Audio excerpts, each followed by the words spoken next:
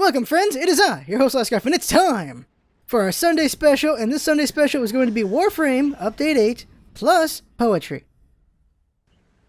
Let that sink in a moment. So what we're going to do here is I'm going to be reading poetry during Warframe 8. Why? Because we've already done a video on Warframe 8 and it's Sunday. That's all the reason why. But before we get to that, I should tell you about Warframe 8 here.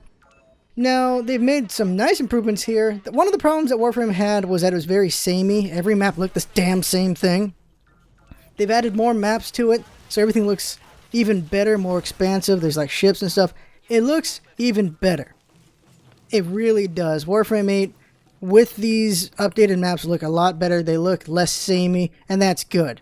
It's still grindy as hell. They've added more enemies, so you're really grindy as hell. But if you like mowing down a ton of things, that's good. That is great for you. I'm a big fan of what Dynasty Warriors. This is very Dynasty Warrior-esque, and that's great. Really big fan of that. They added more weapons, and they've added more mods. They've added quite a few things, so they've added more. They've made the game bigger. That's basically what they've done, really. They've expanded on it, and they continue to expand on it as they keep making more and more updates. And who knows what Update 9 will be. But it is looking better as it's going. This is a good sign. Warframe just gets better and better. It has the same weaknesses as before. The only weakness that they've done more away with is how samey it felt with the maps. The other weaknesses are, if you're a free player, it's a very long grind. If you're a pay player, it's fine. You're good. You're great. But if you're playing for free and you got to get stuff, it's a very long grind and it's a little painful here and there. Not the biggest fan of how it's being done, but I still love the game. It's very fun. It's worth putting down money if you really want to put down money on it. I really think so. So that's all that. That's all my opinion. So enjoy this quick level through. It's showing off a lot of the new map and just how fun it is.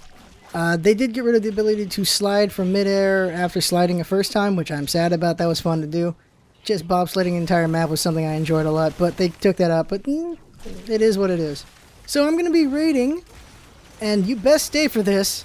You're going to stay for this because this is going to be quite enjoyable, I guarantee it. Maybe. I'll be reading Edgar Allan Poe's The Raven. Enjoy. Once upon a midnight dreary, while I pondered weak and weary over many a quaint and curious volume of forgotten lore, while I nodded, nearly napping, suddenly there came a tapping, as of someone gently rapping at my chamber door. "'Tis some visitor," I muttered, tapping at my chamber door, "only this and nothing more."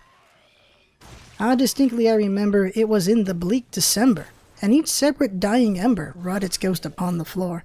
Eagerly I wished the morrow, vainly I had sought to borrow from my book surcease of sorrow, sorrow for the lost Lenore, for the rare and radiant maiden of whom the angels named Lenore, nameless here forevermore.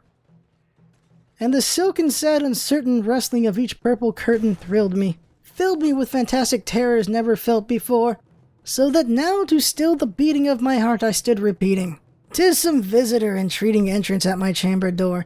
Some late visitor entreating entrance at my chamber door. This it is and nothing more." Presently my soul grew stronger, hesitating then no longer. "Sir," said I, "or madam, truly for your forgiveness I implore. But the fact is I was napping, and so gently you came rapping, and so faintly you came tapping at my chamber door, that I scarcely was sure I heard you. Here I opened wide the door. Darkness there and nothing more.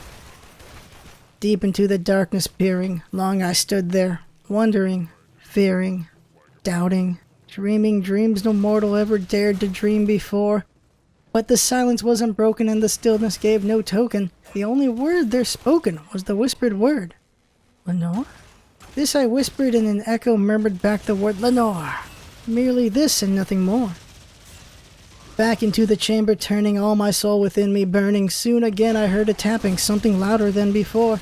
'Surely,' said I, 'surely that is something at my window lattice.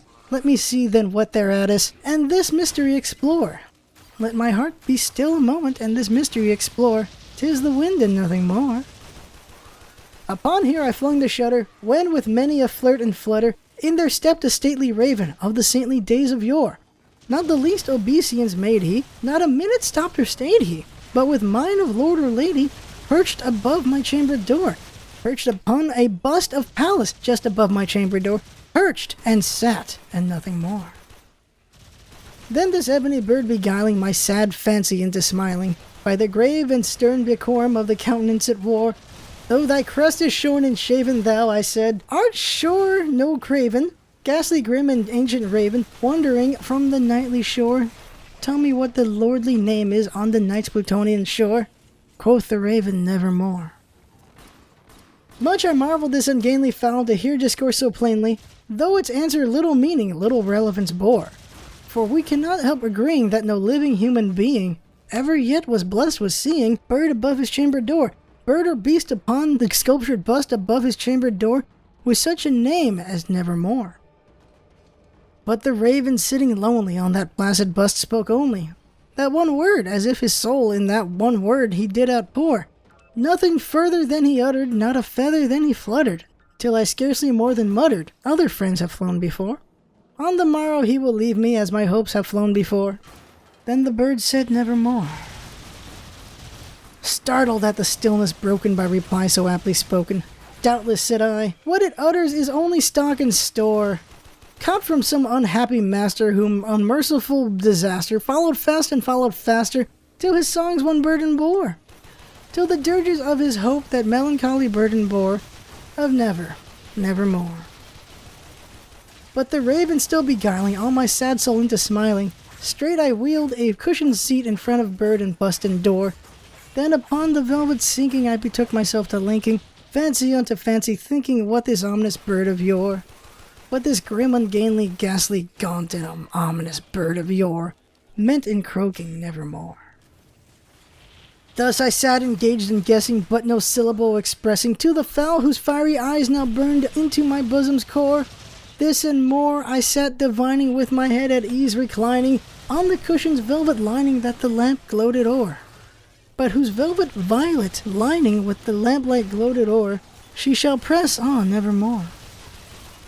Then methought the air grew denser, perfumed from an unseen censer, swung by seraphim whose footfalls tinkled on the tufted floor. Wretch! I cried, by these angels he hath sent thee respite, respite and nepenthe from thy memories of Lenore.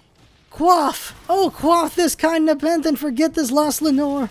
Quoth the raven nevermore. Prophet, said I, thing of evil, prophet still, if bird or devil, whether tempter sent or whether tempest tossed thee here ashore.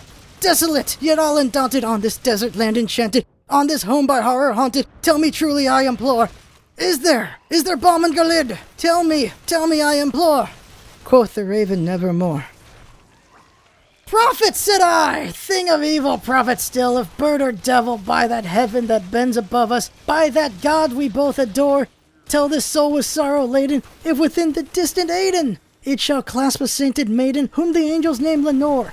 Clasp a rare and radiant maiden, whom the angels name Lenore. Quoth the raven nevermore. Be that word our sign of parting, bird or fiend, I shrieked upstarting. Get thee back into the tempest and the night's Plutonian shore. Leave no black plume as a token of that lie thy soul hath spoken. Leave my loneliness unbroken, quit the bust above my door. Take thy beak from out my heart, and take thy form from off my door. Quoth the raven nevermore. And the raven never flitting, still is sitting, on the pallid bust of Pallas just above my chamber door, and his eyes have all the seeming of a demon's that is dreaming, and the lamplight over him streaming throws his shadow on the floor, and my soul from out that shadow that lies floating on the floor shall be lifted nevermore.